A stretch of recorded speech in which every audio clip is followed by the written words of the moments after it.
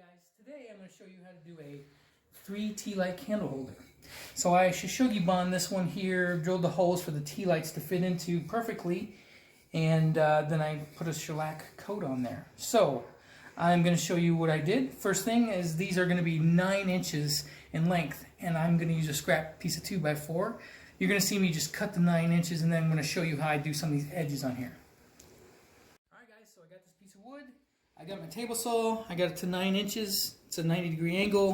The blades go just above the board there, and it's just a scrap piece of wood. So I just want to make sure when you're doing shogi bond, it's got lots of striations in there, so you get a lot of different cool looks.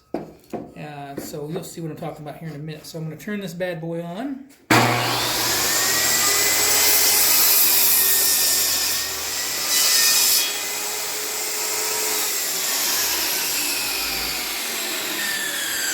So now, before I cut the edges on here, I'm going to mark where I'm going to drill the holes, because when you cut these 45-degree angles, sometimes it's a little harder to mark where the holes are, because the boards are missing. So on this 9-inch, to make them equal, it's going to be 2 inches, 4.5, because that's half of 9, and then 7 inches.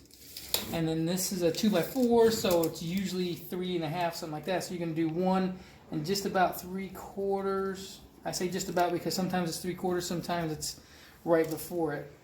It's not really 5/8. Anyway, 3/4 and 3/4. And I'm just checking to verify that it's okay on both sides. All right.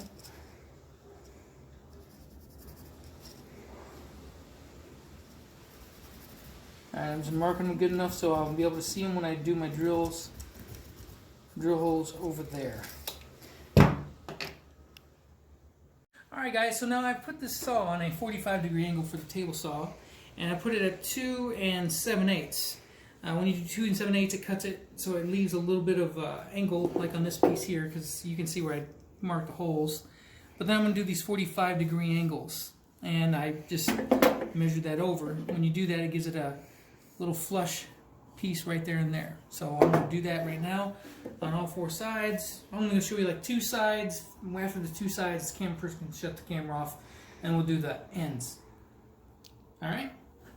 Cool.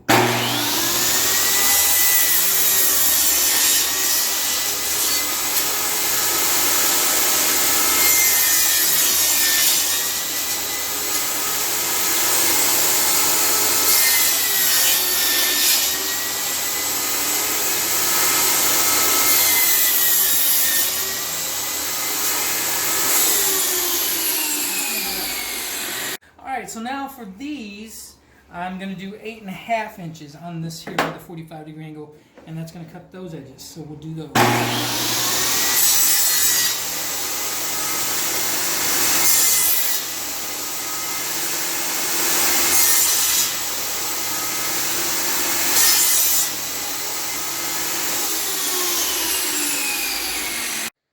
Alright, so right now I've marked all these holes.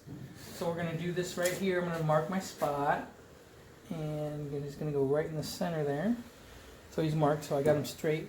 Some people, again, will clamp these on there, and that's okay. I'm not going to say that. I'm just going to hold it with my hand. And what I'm going to do for the size of the tea light, I don't know if I got one over here.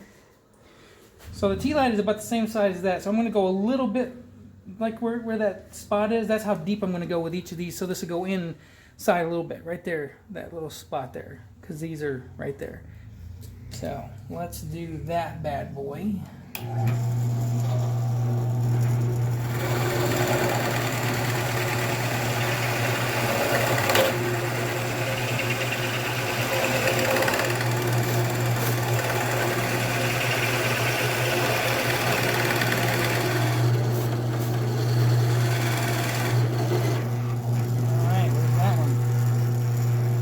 And then I'm just going to do the other ones. Alright, so now we got this, and you can see some of the edges are a little rough here and stuff like that, but there's good striation. So what I'm going to do is use this belt sander and get some of this nastiness off of here. And then we're going to burn it. We're going to shogi bond it. And then I'm going to put some dye on it, and then we're going to shellac it. So, here we go. Remember, safety.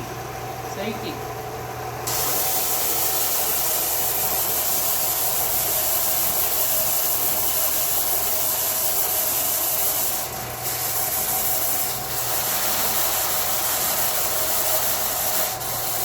You don't have to tape all that. Alright, now we are going to burn this bitch. Love the Shishuggi bond. Love it. So, I'm just getting up into the, I'm going to see it first, going up in there.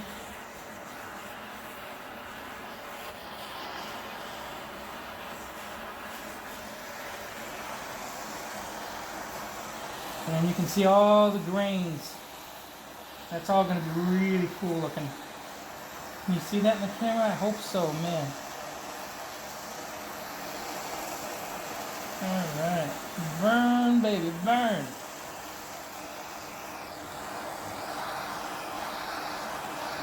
Must be a pyro at heart. Alright, now that I have done the Shishuggi bond, the burning, I'm going to take a wire brush and I'm going to get some of that loose soot off there, and then we're going to dye it. And then we'll do a video of doing the lacquer of it. But the reason you're doing this is because when you do this right here, it makes the grooves of the wood really start standing out. Let me get some off there and you'll see what I'm talking about. I'm going to clean it up.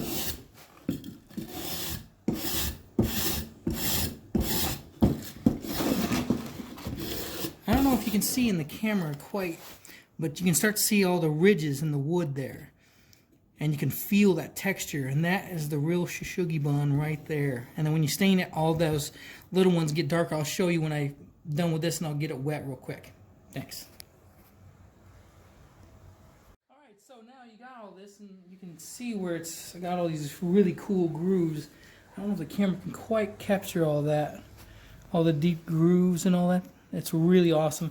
So when you wet it, because this is just to clean it off, but when you wet it, you can see how it's going to look when it gets all the lacquer on there, all the deep grooves and everything. Look how cool that is going to be. You can see all the deep grooves when you do that. But first, I'm gonna dye it. Some Ritz dye. You can use it to dye wood and stuff like that. I did that in another one of my videos, but anyway, so you got to make sure that this is mixed up really good. And it should be at least room temperature. Some people mix it with water, like a real room temperature water, and they let it set for like, 30 minutes or something. I'm just going to put the damn dye on, let it dry, and then I'm going to put the lacquer on it. Because I like to do it easy. I'm one of those guys. But, if people want to spend all their time doing that, it's awesome. And I don't fault anybody for doing it the right way. Because when you do it the right way, you're going to probably turn out with a lot better product.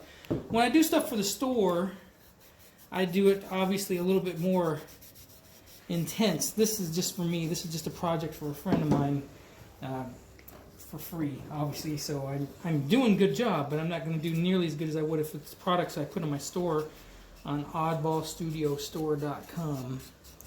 Anyway, you want to get in all the grooves and make sure that it's all nice and green, like the Hulk.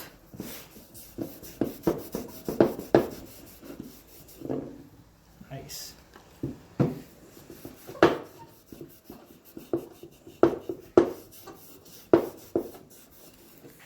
Can you see all that? How it's turning really green? I don't know if you can see it on the camera or not. But you don't have to watch me to do the rest. I'm just going to make the rest of it green. Thanks.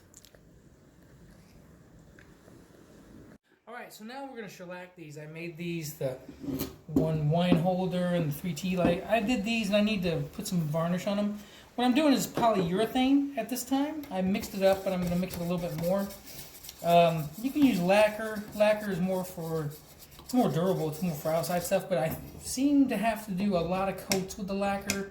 So I'm experimenting. With those other wine holders that I have, I'm going to use a spray, a glaze spray, and I'll show that in a little bit.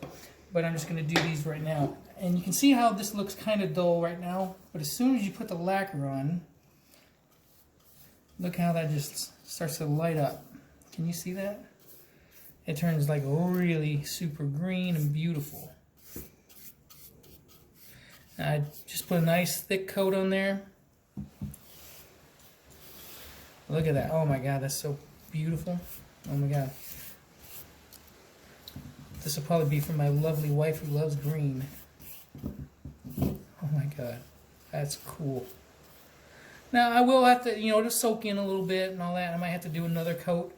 But the lacquer, like I said, I seem to have to do like several coats when I use the lacquer. So I'm trying this polyurethane to see how that does. And again, I'm not going to stroke it too much. Boy, look at that. Isn't that cool? Can you see that in the camera? I don't know, but man, out here, that looks fucking phenomenal. Alright, now we'll do this guy here.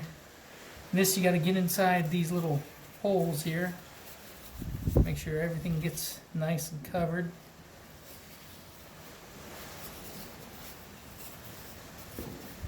Look at that. Man, when you put that stuff on the green, it just really brings out the flavor of the wood and all those grooves. Like I said, that I did that Shishugibon on. Oh my God, it's beautiful. Here, I'll grab it like this here. That's why I have the gloves on. Otherwise, I'd probably be getting this stuff all over my hands.